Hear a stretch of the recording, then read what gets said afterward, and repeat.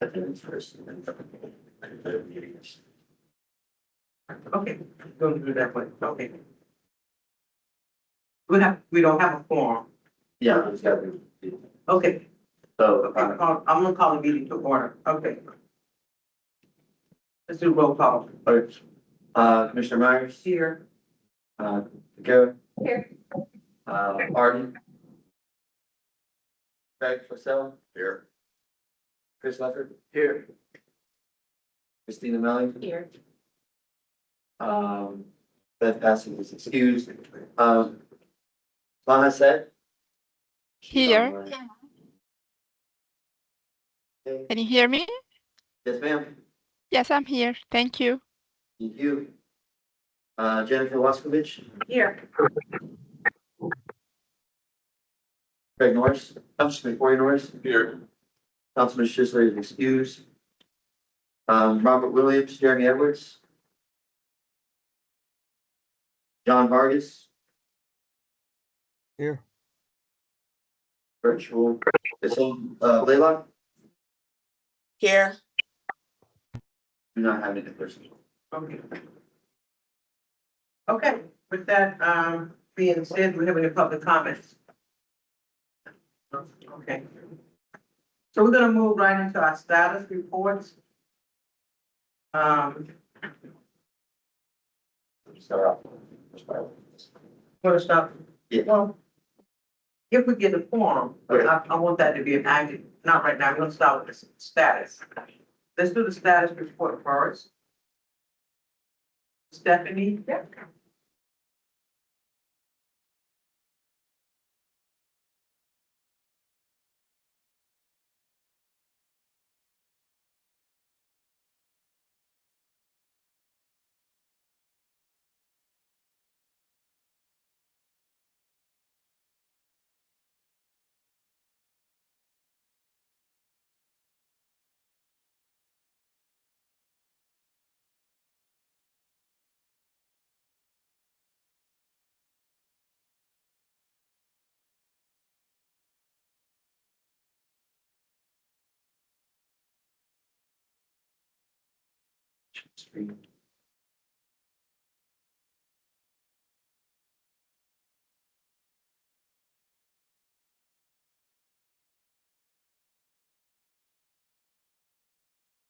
Yeah, yeah. By the way, can someone turn the lights off right? Thank you, yes. Good morning. Good morning. My name is Stephanie McQueen. I'm with HDR. I'm a consultant for Hillsborough County. And I'm here today to present to you our findings from a traffic analysis update. So the South County Integrated Mobility Study was conducted back in 2019. And this is an update to that traffic analysis update that was kind of meant to show what has happened over the 5 or 6 year period between the analysis periods. Our study area is several communities down in South County, Hillsborough County. And the data that we use is from Streetlight. It's a mobility analytics online data source that shows vehicle data. It's all anonymous data. So we're not sure where the source is, but the data comes from, and Chester here from the county. It's anonymous data from smartphones, from connected vehicles that kind of shows the travel patterns of where people are starting their trips and where they're ending their trips. And it also has data on trip purpose. So are they going from home to work? Are they going from home to, a retail shop or school? There's data like that that's tied into it. And to the right slide next.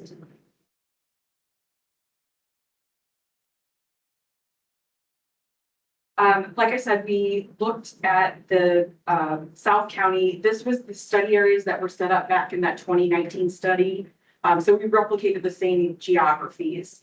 And there were 19 different origin destinations out, so OD zones. And that was divided in between what we were calling non-activity areas and activity areas. So those were kind of like the hub of retail, commerce, commercial areas at some of the key intersections. So 301 and Big Bend Road, or Gibsonton Drive and 301 or 41. We also set up what we were calling external gates. So those are the major roadways in and out of the study area on US 41, I-75, and 301 on the north and the south boundaries. The south is very close to Manatee County, and the north limits are just north of, I think, blanking on what road that is. Just north, I think, of the Alfaya River is kind of the geography. So I'll maybe start with our key takeaways up front before we go into the details. Really, we learned, obviously, I think you guys all know this, that South Hillsborough County is rapidly growing. There's a lot more people moving down there. The number of households has increased over the last 5 or 6 years, and traffic congestion is obviously increasing right along with it. What we kind of learned is that it's not necessarily all commuter-based travel. There is trips going on throughout the entire day, and they're not necessarily work-related trips. So it's not people going from home to downtown Tampa or to USF areas, the rest of the county. It's people just kind of driving around South County for their day-to-day needs within their community. Sometimes very close distances. It's not, 10, 12 mile trips. Sometimes it's 1 to 3 miles. So I think this is kind of important to show the patterns of how people are actually moving, and maybe there's some ways that we can think about switching modes. Maybe there's some opportunities there. So kind of digging into the details of what we found. Overall, there was a growing number of trips, like the absolute number of trips that happened in our 2024 to 2025 period compared to 2017 to 2018, it went up. And in some of these areas, Riverview and Balm and Waimama rural areas, they went up much higher than in some areas. And I think that represents where you're seeing more housing developments and the growth within the South County study area in general. Then the other thing that we saw was this internal travel within the study area. So these are people that are starting and ending their trips relatively close to home or to their original origin. So they're not driving out of the study area. They're not going to downtown, like I said, or West Shore, or Pinellas, or other parts of the state even. They're staying relatively close to where they started their trips. And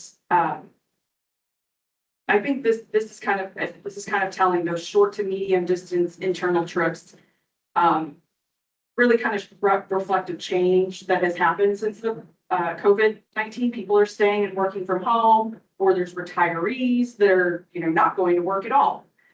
So kind of reflecting what's happening with the population demographics out there. It's kind of reflected in the pattern of trips that's also occurring. Kind of another factor that shows and demonstrates this is there was a decrease in trips that use those external gates. So people weren't leaving the study area on 75, 301, or 41. Maybe they're taking different routes that we were capturing to leave the study area, but more likely than not, that kind of reflects that people are staying and driving around the South County study area itself. There was a notable difference when people were leaving. They tended to continue to leave via the north. But there is a growing number of people that are leaving the study area via the south. So that kind of probably reflects that their destinations are becoming more diverse. Everybody isn't just driving north. They are going south to either go around 275 to St. Pete, or maybe there's more destinations in Manatee and Sarasota County than there previously was.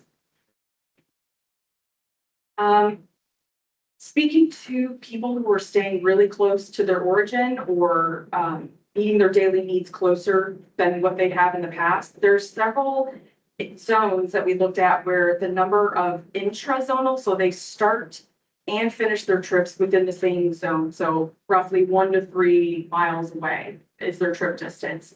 Fishhawk, with 70% of the trips start and end within Fishhawk. So that really represents, there's a lot of people just kind of driving around all day long and not leaving, not, even within the larger study area, they are starting and ending in Fishhawk. So that kind of what could you do about that in terms of managing traffic? It kind of makes you think. And then the other areas where we saw a lot of this intra-zonal trips are Riverview, Sun City, and Apollo Beach itself.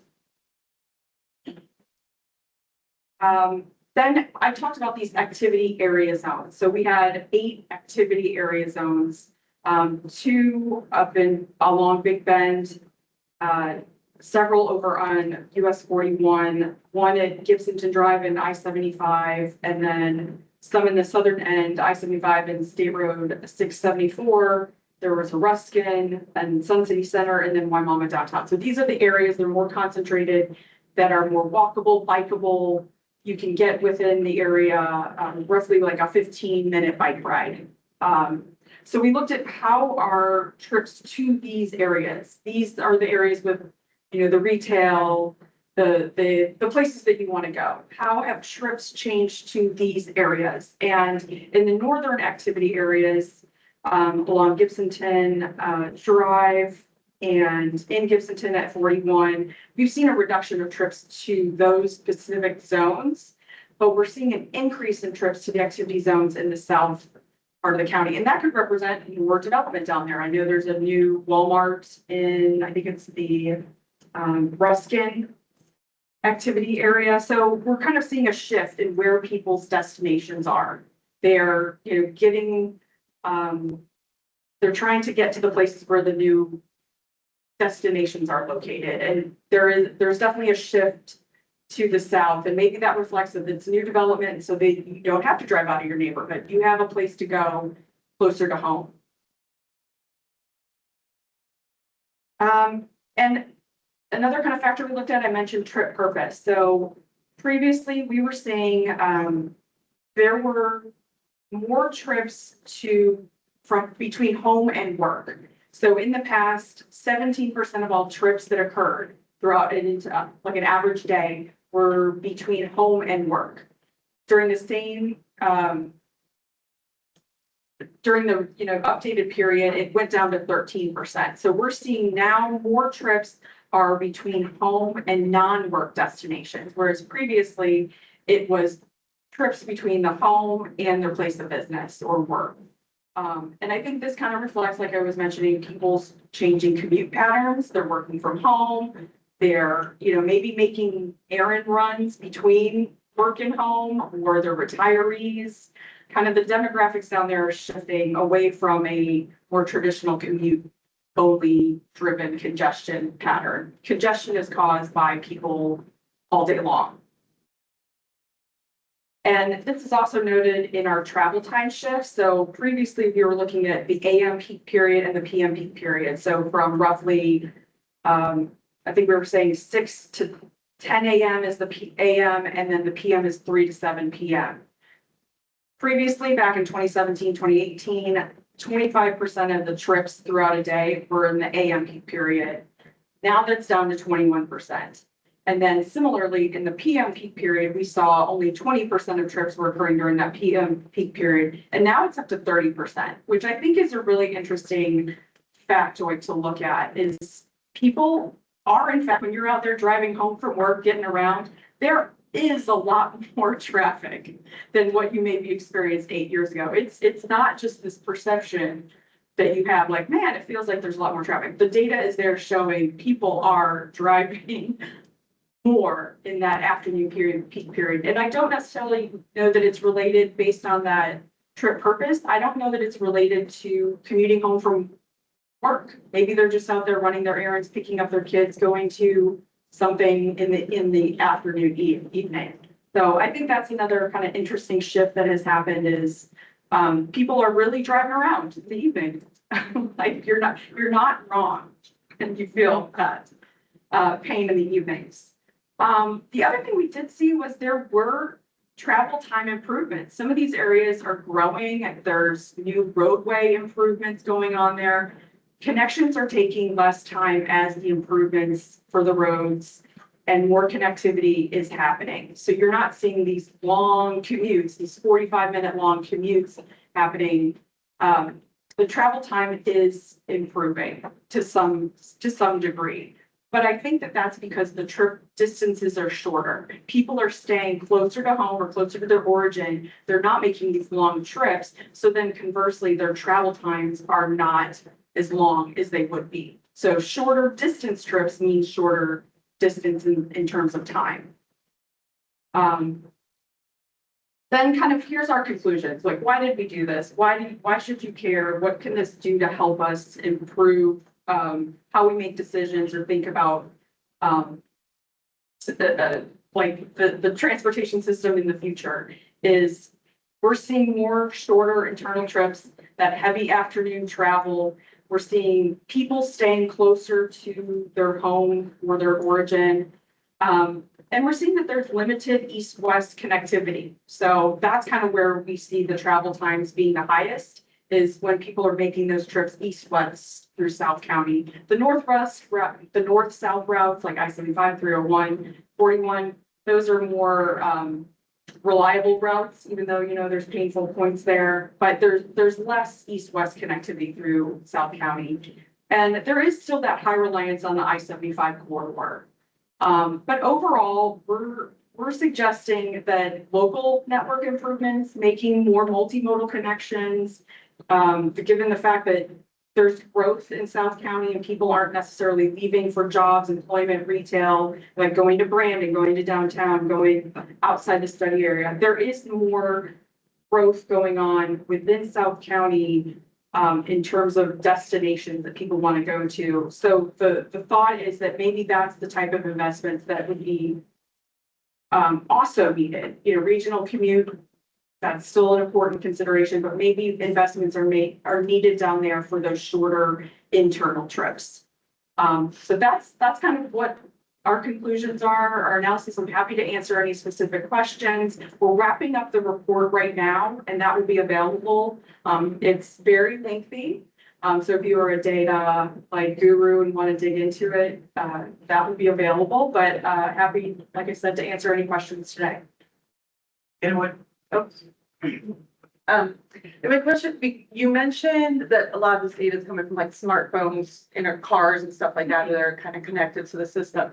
Is this taking into account e-bikes? Just because I live in the area that you're talking about, and e-bikes with teens, not necessarily adults. So is that part of the increase that you see in here, is some of those younger people getting to and from school? Yeah, we didn't like have the data source, but I would imagine if those younger folks have smartphones, it would record the trip. So it wouldn't necessarily be tied to like the e-bike service itself. Right, but if they that- have this phone with them. Yeah, I mean, that would be actually interesting. I know that they probably don't have like the line bikes. They probably have their own vehicles. Yeah. But that would be kind of interesting to look at, is to see the school related trips. Right, because It'd be a lot of interesting. schools have been built up in that, down in that south area Yeah. where kids are, but they're not driving because it's so hard to get in and out of parking lots. Most of these teens now e-bike everywhere down there. That's a great kind of suggestion to like have Just like a something more to consider. targeted analysis at the school level, because I mean, we all notice the difference between traffic in June versus traffic in February with school related traffic. So that's interesting. But to your point of how it's just increased, I don't necessarily feel like there is a decrease in the summer versus Okay. because of those short trips. And like I said, this is just me, like, Okay. I have not done any studies, but yeah, no, I do feel like everything you put in here does seem kind of valid down in that area. Anyone else? I just have, two things I'd like to point out. We all know during a run of a day, there's traffic congestion throughout Hillsborough County. Even if we just focus on South County, if you're in the city, it's just congestion of traffic everywhere. But then you said people, are driving around. I kind of think people are trying to get where they're trying to go, and it's just so heavily with traffic all day long. I think it kind of slows up after 8 o'clock at night. But other than that, I would say from 7 in the morning, on till to 7 in the evenings. It's just bumper to bumper everywhere you go. Yes, I agree. And I mean, maybe my terminology is driving around. I was a maybe not clear phrase, like they're driving to their destinations, but they're not necessarily home to work. Like, and then you stay at work and you don't leave, like the traditional, like work from an office, like they're driving around to their destinations all throughout the day. And I'll bring this slide back up here. The top kind of shaded, it's more of a light green. That's showing when trips are happening during the day. So you can really see it's plateaued throughout the whole day. There's not a big spike like there used to be in the earlier time period. That's the darker green that's on the bottom. It really kind of accelerates in the morning and then kind of stays consistent until that 8 p.m. and then it kind of drops off. So that fact is shown here in the data, is that it just kind of spikes, stays the same all day, and then drops Because again. even now, as I talk with people, you hear them saying more and more, I have a window when I leave home to try to get back home. And that's like between 11 and 3 before traffic really just bumper to bumper. Mhm. So did you all capture any of that in your study during that window period?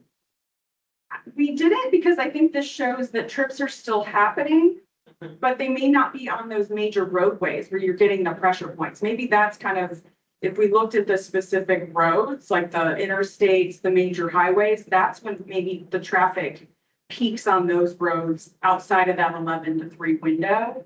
But the trips are still happening all day long, but maybe they're on the local roads and kind of more dispersed than in the evening in the PM, the AM and the PM peak hours, where they're really spiking on those major roads where you feel it. Feeling like on Yeah, I-75, Yeah. I-4, 41. I mean, 41 doesn't feel until you almost get to Gibson, yeah. from downtown. I mean, it's just bumper to bumper, okay? Yeah.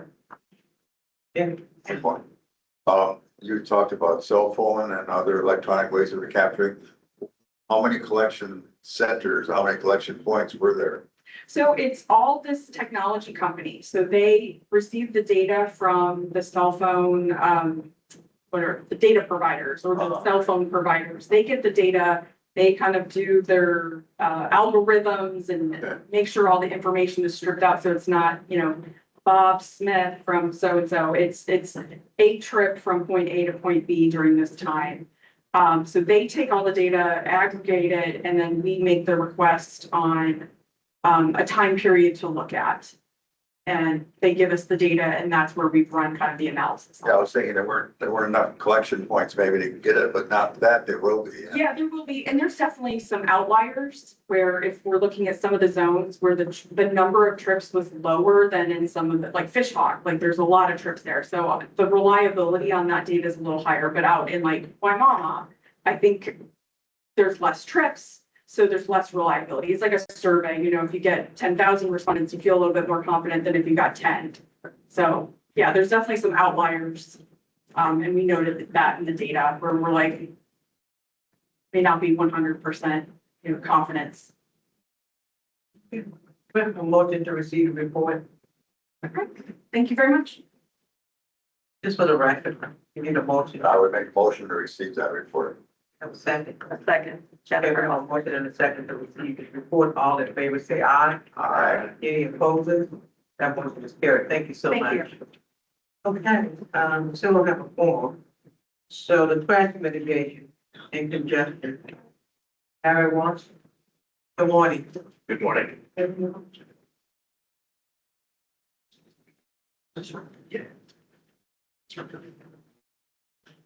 Morning, TD coordinating board. My name is Harry Walsh. I'm on TPO staff, and I'm happy that the discussion is already talking about congestion because that's exactly what I'm here to present to you, something about dealing with congestion.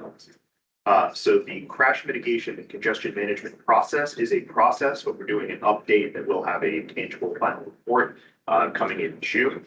And we wanted to show you some of the thought process of what we've been doing, and there's some early results. And then I believe online, we also have Praveen Pasumarthy from Cambridge Systematics. The Cambridge team has been helping us.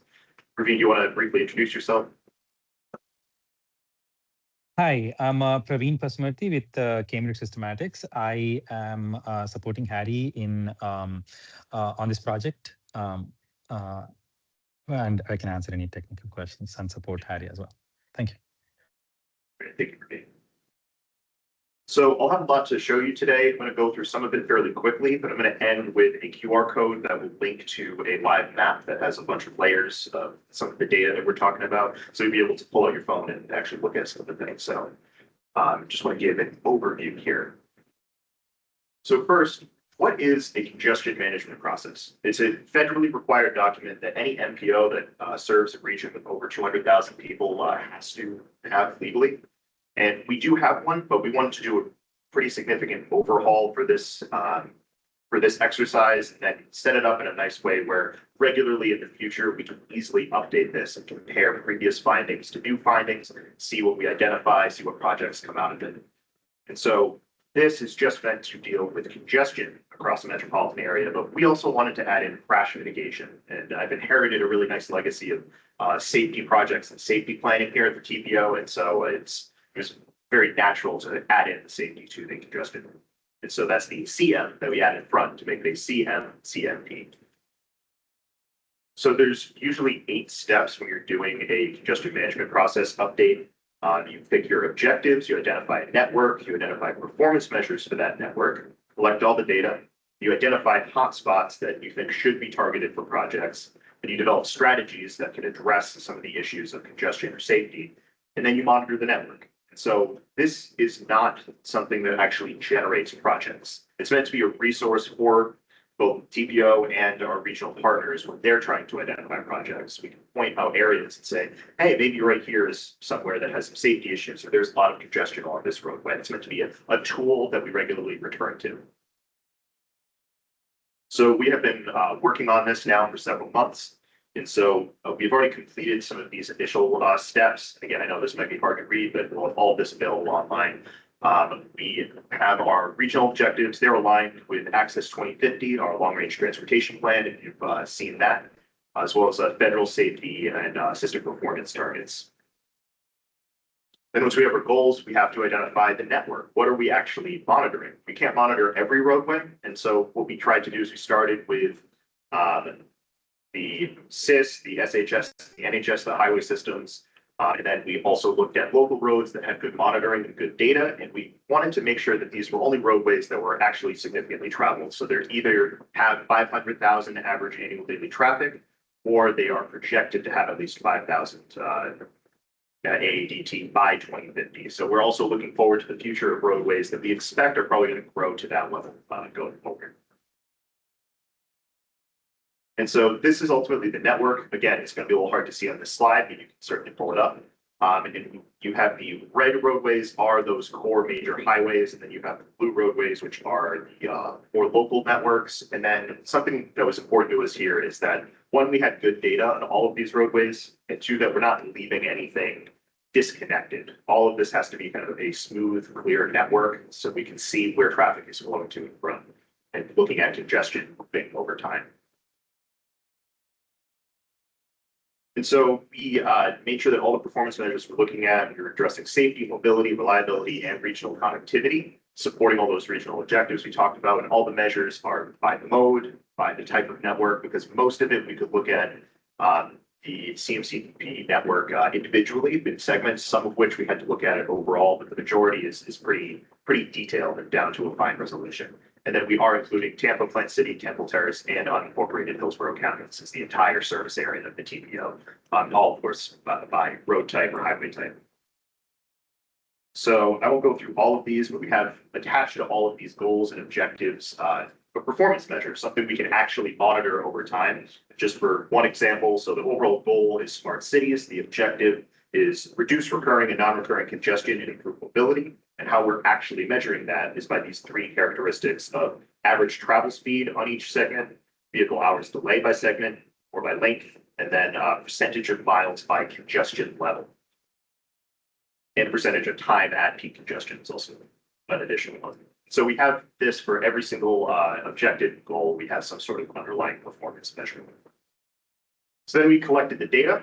We used state sources, we used federal sources, there are national sources. We also use TPO data that we collect. We have a regional planning model that covers all of District 7. We have Signal 4 data for safety. as well as the FDOT Sun Guide and several others. But we got a lot of data and all of it we want to be reproducible. There were some data sources that were going to end publication or were inconsistent in public putting out new data. And so those are things that we are not going to include because we want to make sure that we can update this in a few years using as close to the same methodology as possible. So it'll kind of be evergreen. We'll always be able to compare. Then ultimately what we're trying to do is identify hotspots. So we have all this data, we have a network, we have these things that we're focusing on. Now let's start looking at data on the map and start pulling out which roadways should we be focusing on and maybe where should we be focusing funding and projects to work on. So congestion, we did a lot of research to try and figure out what are the standard and most acceptable ways to measure some of these things. And congestion is often broken up into these 4 components. There's duration, intensity, variability, and extent. So duration is the percentage of time something's spent congested. Intensity is the vehicle hours of delay, how badly is it congested? And then variability, that's the planning time index, which is how much longer is it going to take you to get where you're trying to go using that roadway compared to free flow traffic. And extent is just how much of the roadway kind of comes from these other 3 components. And so this is some of the data that is very core to what we're doing here. So you'll be able to look at this map. And so the first one is percentage of time congested. So there's 3 colors there. There's red, yellow, and green. The red is when 50% or more of the time that roadway is congested. Yellow is between 50 and 25%, and green is below 25%. Then for intensity, you can see the map changes a little bit. It focuses in on certain areas. This is the vehicle hours of delay for each of these segments. And then again, looking at variability, the planning time index, I found it interesting that quite a lot turns to yellow. So it's not the worst category, but a lot of our roadways are taking twice as long or 1.5 times as long to get through as you would expect for free flow traffic. So then we take all of those and we produce a combined map. So these are the segments that are above these thresholds for percentage of time congested, more than 50% of the time, having vehicle hours of delay per mile. Forgetting what it is. Freedom, do you remember exactly what the vehicle hours of delay is per mile? I believe it's 4 minutes additional per mile or something like that, 250 seconds. So something like that. Correct. Correct. You're right. Correct. Okay. And the planning time index, again, is that how much longer does it take you to get through? So with all of that, here is the general map for congestion that we're working with here right now. And then we're going to hone in and select a top 10 or just at least select 10, maybe not rank them for areas that need to be dealt with for congestion that have some consistent issues that we're seeing over time. And so this, obviously, if we revisit this in 3 years, then we can look at this map and see how has it changed. Have any areas gotten worse? Have new areas that weren't there, are they now congested, or have we addressed them? Have we put some projects on these roadways and now the congestion has actually fallen below these thresholds? So this creates a comparison that we can use. And then moving on from congestion to safety, we also wanted to see, are there hotspots where there are a lot of crashes happening? And obviously that's something we want to deal with as well. So we used Signal 4 data on crashes for January 2021 through September 2025. And then we had gone back and forth and iterated on this, and we ultimately used the comprehensive unit cost for each crash severity category, which is a common way to do it. So at first we were saying we just consider fatal and serious injury. Well, the other types of crashes where there's just property damage still matter. And so there's a standardized way to include fatal, serious injury, minor injury, and general property damage crashes all together in a weighted way. And then we normalize that by the length of the roadway, so per mile figures instead of just absolute figures. And then here is what we found for that. So the red lines are those segments that hit those thresholds. And then the dots are these currently top 25 intersections that have had the most safety issues here. And so we are still looking to try and add some further data to that because these are only, I believe, the national or the things that are on the state highway system. or the national highway system. And so there are some local intersections that we need to look into. That's something that's just a GIS question. And we want to make sure that we're not double counting anything or counting, a highway, an overpass going over a road could appear like an intersection. So we just want to use good data before we include that. So that part is still in process.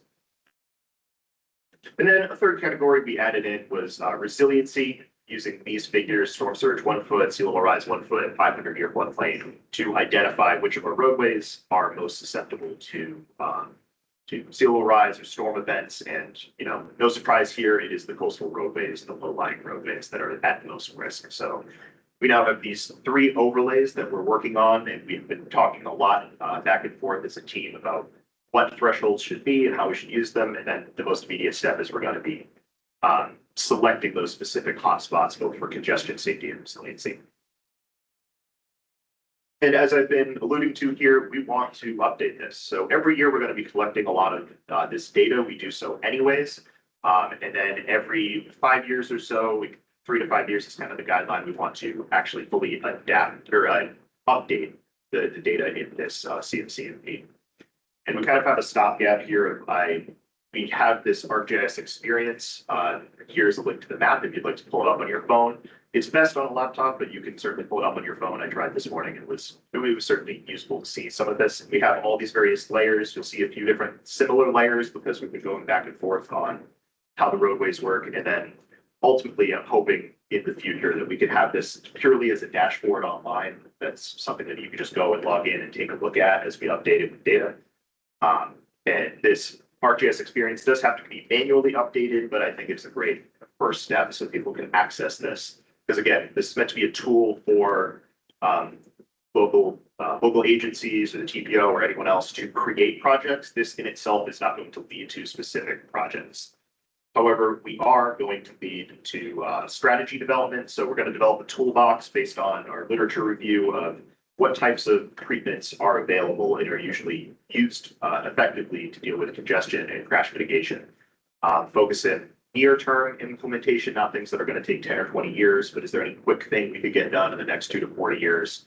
And then we'll identify a case study to evaluate, and that's something that we're also doing eminently, is determining, based on these maps, based on what's highlighted, where we should focus in on a case study. So with that, I want to open it up to questions and discussion, and I will leave it on this slide if anyone wants to pull up the map themselves. Anyone has any questions? I have one, and you probably don't have this on you, but do you all look at other similar sized cities, as it really relates to fatal crashes and see, what strategies that they have to reduce fatal crashes and, learn from other cities across the country? So that wasn't specifically part of this project, but Praveen, can I turn that to you for the toolbox development and what your team's been looking at? Sure.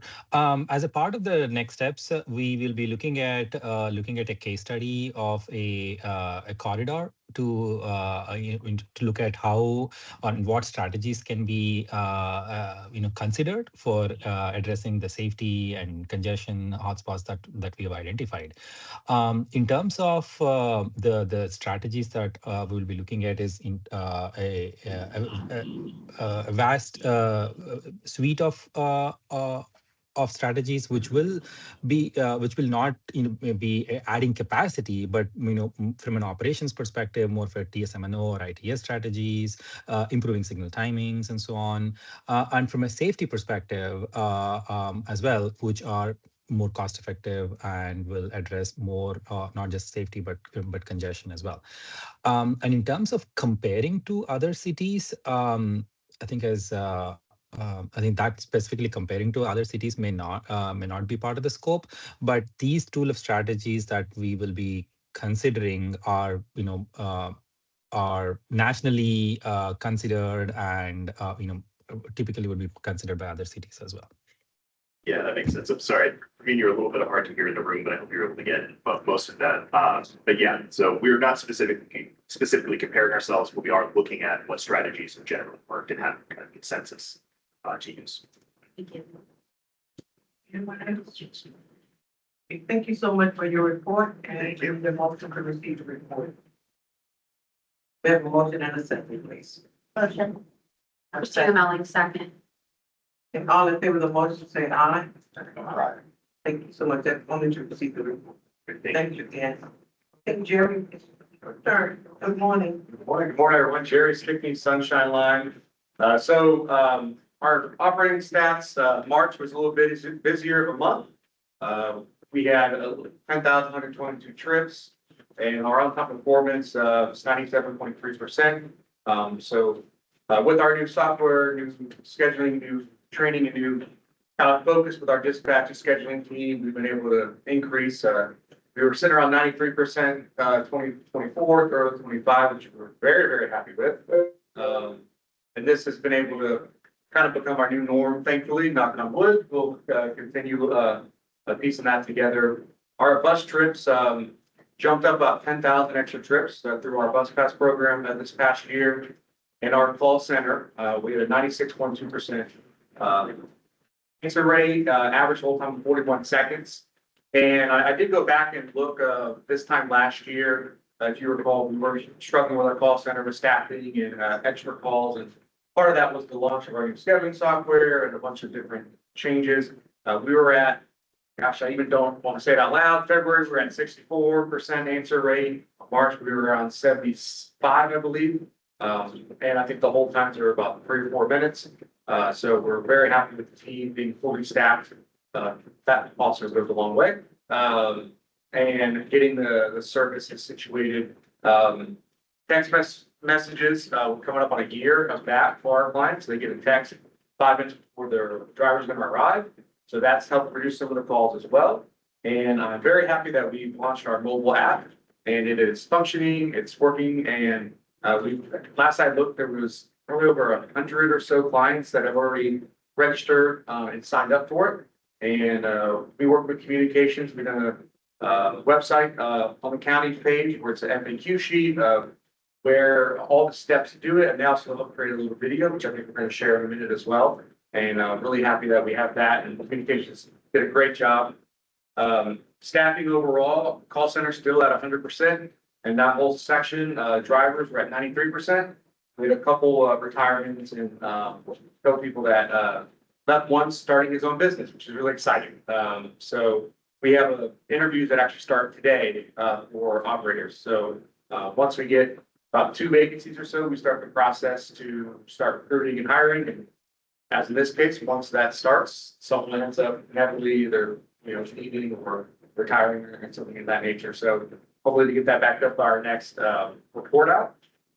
And then a couple of things I want to talk about. We been working with Hart on discussions working through the route changes down in South County. So they've been great help and support. We worked through that.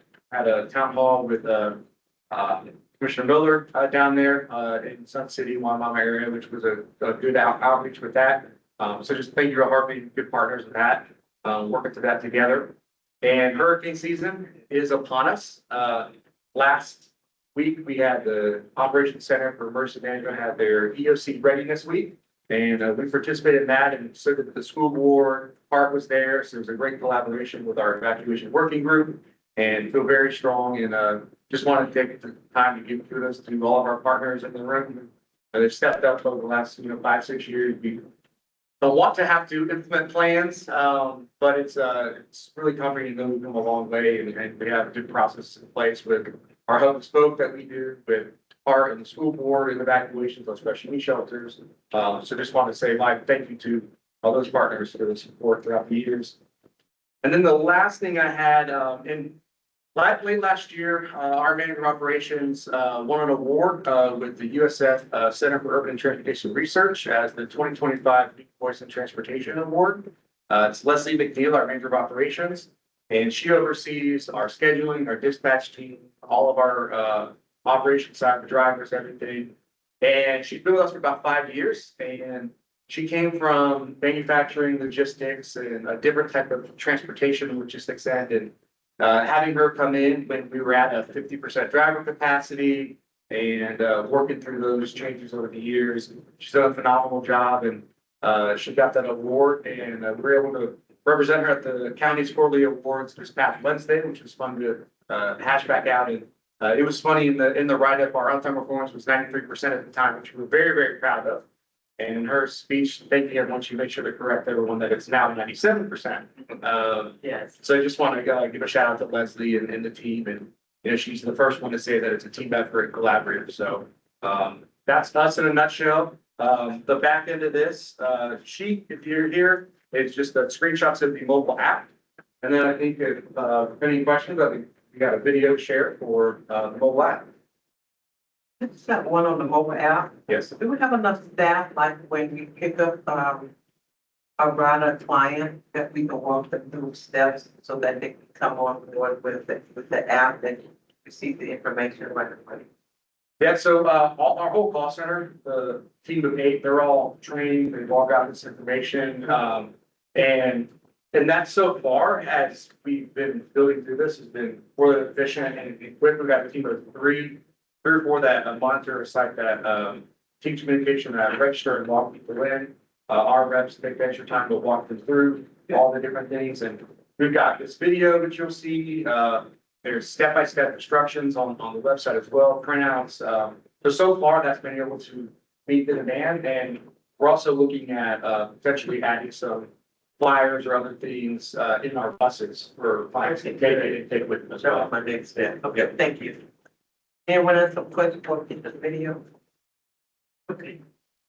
Turn the lights Sunshine down. Line now has an app for your smart device. Grab your phone or tablet and let's get started. First, you must call 813-272-7272 to verify your eligibility and request access. You'll receive an email from noreply@ecolane.com with a link to create a password for your account. Next, download the app to your device. In the Apple App Store or Google Play Store, type Sunshine Line HC. Enter the login information that you created and click Login. To book a trip, click on the Booking tab and select Trip Purpose in the drop-down menu. Then select your pickup address and your drop-off address in the drop-down menu. Click on the Trips tab to view your trips. You can navigate through this tab to see your past, upcoming, or canceled trips. Click on the map to show you the location of your vehicle as it is heading in your direction in live time. Through this page, you can access your account information, change your settings and password, and contact customer service. Please call our helpline if you have any questions. Yeah, we're really excited about the mobile app. We've got good feedback and we've reset a lot of passwords already. So we're got really good at that. With that mobile app, if the trip doesn't fit in the system, you have to call in to booking, we'll renegotiate. They have that option to negotiate through the app as well. And then with the live tracking, you might have caught it quickly and noted you can see it when it's on the way. So you're not going to see where the bus is at, Miss Susan's house. It's going to be a notification. The driver's ready and is on their way. You can map it and watch it drive through. And we've got some good feedback from caregivers and family members that their parent or their person's not using it, but they are, and they get to monitor, like they're out running errands or they're at work and they're trying to get back or trying to whatever. They can say, okay, I got the notification, they're on the way back, and it's been helpful for that as well. So it's pretty cool. I'm excited about it. Any questions? Have a motion to second to receive the report. Motion to receive. Have a second. Second, Christina I have a Miller. motion and a second to receive the report. All in favor of that motion, say aye. Aye. Any opposed? That motion carried. Motion is carried. Thank you so much, Gary. Have our blood.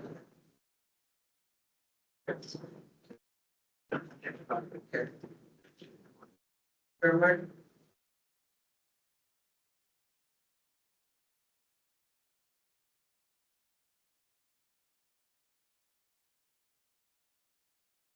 Good morning. Hi, good morning, everyone. My name is Sherda Wilburn, and I'm the manager of van services at Park Plus. Today I'll be providing a ADA therapy. So including our ridership trends, performance metrics, and service improvements.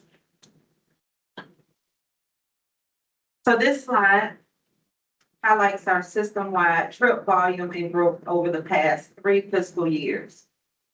We've seen consistent growth with an 18% increase in fiscal year 24 and 16% in fiscal year 25. In fiscal year 26, year-to-date growth has stabilized at about 2%, but overall trip volume remains at its highest levels.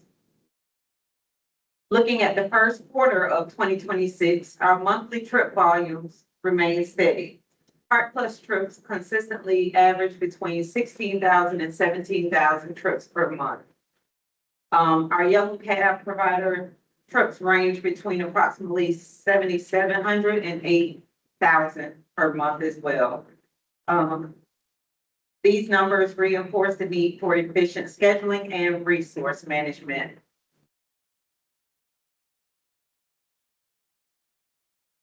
Next, we'll move on to our on-time performance. This slide shows our on-time performance for both pickups and drop-offs. We are seeing steady improvement month over month. Our pickup OTP increased from approximately 83% in January to 85% in March. Drop-off appointments, our OTP is stronger, reaching over 93% in March. And for the drop-off appointments, those are when folks are going to schedule appointment trips, like they have an appointment with their doctor or something important like that. So we did reach over 93% in March in that area. So for trip duration, this slide reflects that majority of the trips fall within 30 minutes or less, which is our goal for efficiency. However, we still see a notable number for trips exceeding 40 minutes. Longer trips are often influenced by shared rides, traffic, and geographic coverage. And we are experiencing a higher volume of folks riding from the South County area, Brandon, going over into Tampa, Citrus Park, areas like that. So that is what's driving the numbers when you see the longer trips. Cancellations and no-shows. Cancellations remain high with over 5,000 per month. Some things that attributed to that are days when kids are out of school, because we do transport quite a few school-age kids. So when they're out of school, they cancel their trips, so that attributes to some of that.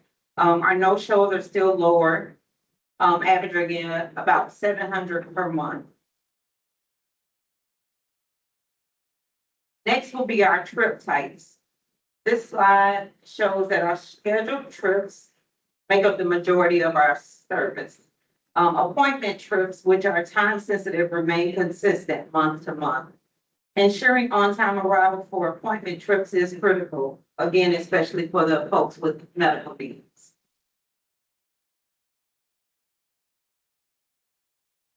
They are booking types. In March, we saw a higher number of on-demand trips compared to the subscription trips. The subscription trips are trips that our customers can set and they don't have to call every day. It's just an automatic reoccurring trip for them. Our demand trips totaled over 13,000, while our subscriptions are around 9,500. This indicates a shift towards more flexible, same day or short notice travel needs. While subscription service remains important, managing on-demand presents operational challenges sometimes, but we are continuously adjusting resources to balance both service types and efficiency. All right, this slide here is going to reflect our Heart Plus application volume. Currently, we have a total of 4,575 eligible Heart Plus customers. Application volume is increasing with new applications rising each month. Recertifications are also trending upward, indicating continued engagement in the program. Increased eligibility directly contributes to rising trip demand. We are monitoring this growth closely to ensure service levels can keep the pace to meet these demands. So in summary, Heart Plus continues to experience strong demand and steady growth. We are making measurable improvements in on-time performance and service delivery. At the same time, we are actively addressing challenges such as trip duration, cancellations, and increased demand. Thank you for your time, and I'm here for any questions. Do you have any questions? I have a question. I believe on the trip duration slide, I think it said 20% of the trips were over 40 minutes. Do you have more data on the percentage of trips, say, broken out more, right? 60 minutes, 80 minutes, and so on. I think that would be helpful for future reports to include. Okay, so I can do that. So you want a further breakdown of the time? Yeah, so we can get a better idea of, that 20%, how many of them are, an hour or 80 Okay. minutes, Absolutely. 90 minutes. Absolutely, and I just want to add to that, when we're looking at trip duration, a trip on our Heart Plus service is equal to if that person were taking that same trip on our fixed route service, and that's also going to include first of all, them walking to that stop or any transfers along the way. I'll be sure to add. Appreciate it. Thank you. Sure, go ahead. Yeah, I see these little Heart Plus things everywhere. How many vehicles do you have these days The of the Heart Plus? SUVs or the regular cutaways? Uh, So our I think regular, you're talking about the one here, showing on. Yeah, oh, okay. got many bus looking ones, so. Oh, yeah, that's our regular cutaway. Currently, we have about 67 of those. And we are currently implementing our new SUVs also into our service. We ordered about 36 of those. And those are starting to get implemented into our service as well. One quick question, because I get a call at least once a month from one of your riders. And she's at One Tampa City Center, that's where she works. So they pick her up first. Then they go pick up someone else out in the U.S., somewhere close to One City Center. But take that person all the way to USF before they take her home in Brandon. Why is that? So it could be a different number of reasons. First of all, our trips are scheduled. You can either schedule your trip by appointment time or by pickup time. So people have the right. It's by appointment time, because I think they pick up like 4:00. Most afternoons, I think she gets off, so they might pick her up at 4. And I know who you're speaking of. I think her trip is set for pickup time. So once we meet that demand, we picked you up by your pickup time, then we have the option to pick up, because Heart Plus, of course, is a shared ride system. Right, So, she works over there, but she also lives out in Brandon, right. which we try to, it doesn't always give her a straight path, straight to home, but we do sometimes have to share that ride with someone else, and maybe their trip is scheduled for an appointment time or a different pickup time. It just depends. Okay, because I know, my office don't get it. I try to help her. His heart has offered her other opportunities, and that is unacceptable to her. So I said, which way do you want it? You can't have it both ways. You don't get it one way, Yeah, so I hear that. Okay, thank you so much. thank you. Can we have a motion to receive the report, please? Craig, we make a motion to receive that report. Have a second. Second, Christina Melly. We have a motion and a second to receive the Heart Plus update. All in favor of the motion, say aye. Aye. First one, it's okay if we have this TPO, our raise this presentation.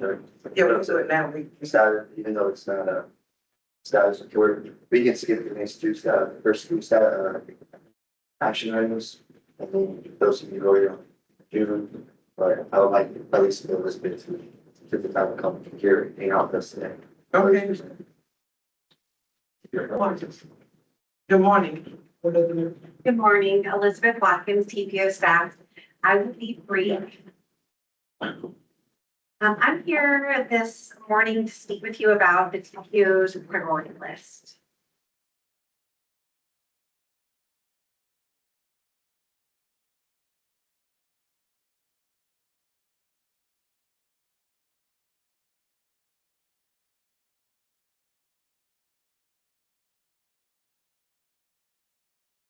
Presentation.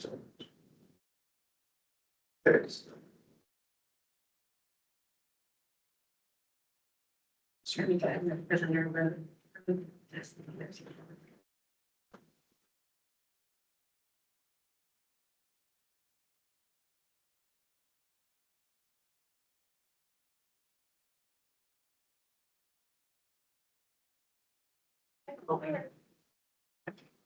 This presentation is on the annual process that the TPO goes through to prioritize projects for funding. So the purpose of this priority list is slide deck.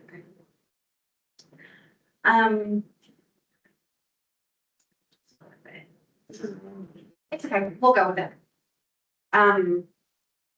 The purpose of it is, of course, to prioritize projects. The second is to communicate to the Florida Department of Transportation needs on their facilities. This is doing this well. Show community support for projects and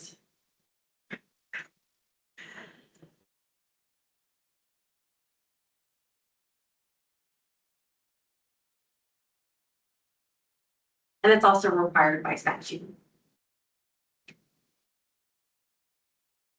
I'm gonna abandon the PowerPoint. Let's back and share my screen and then just. Okay, that would be great. I'm gonna go have a mind of its own today.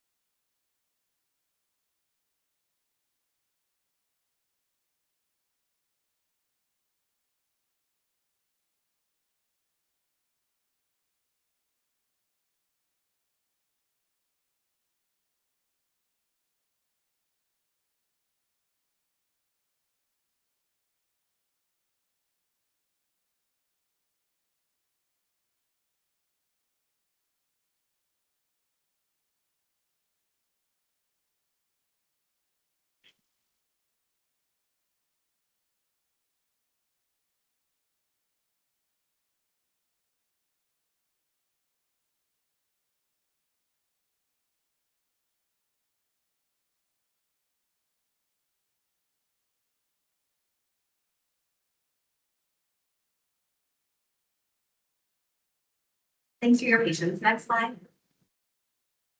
So who's involved in developing this list of prioritized projects? First are our local agencies, so the municipalities and HART. They are very important stakeholders in this process because they're the ones that are actually going to be developing, delivering, and ultimately maintaining this asset. So all project submissions come from them. They hand their project applications over the TPO board, which determines those priorities, sets long-term vision, and uses a variety of data sources to evaluate those proposed projects to make sure we're getting the best bang for our buck. And the Florida Department of Transportation, of course, plays an important role in this process too. They're the ones with the big pocketbooks. They're the ones actually programming the funding, meaning putting the dollars through a grant agreement on the project and getting it done. Next slide, please.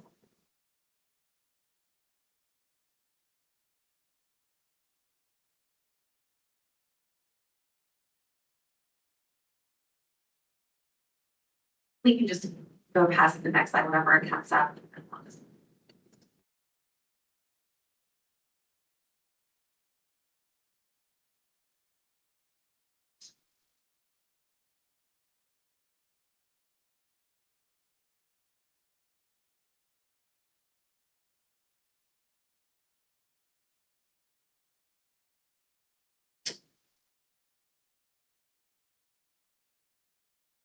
Sure, if it's Yeah, which you, I can go back to the next month. Okay, you can present next month.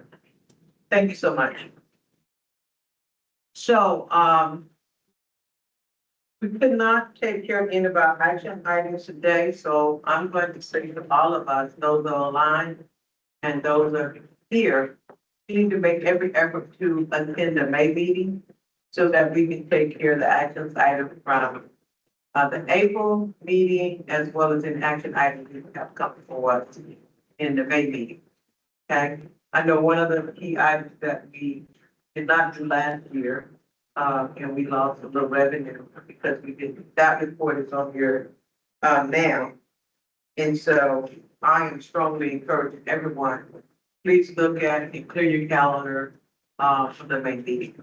I know in June I have a conflict, so why don't you would ask, Councilman, would you chair the meeting for June 26th meeting? Strongly, okay? Okay, any, old business and new business?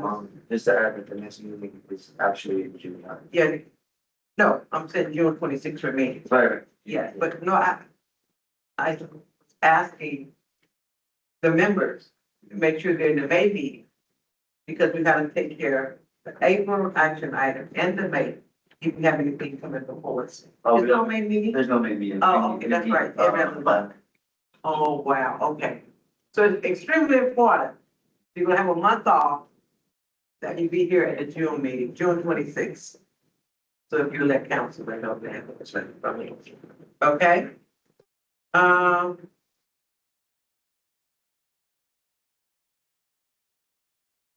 Got a TDC form that we need to, That's just like this. okay, Well, they have.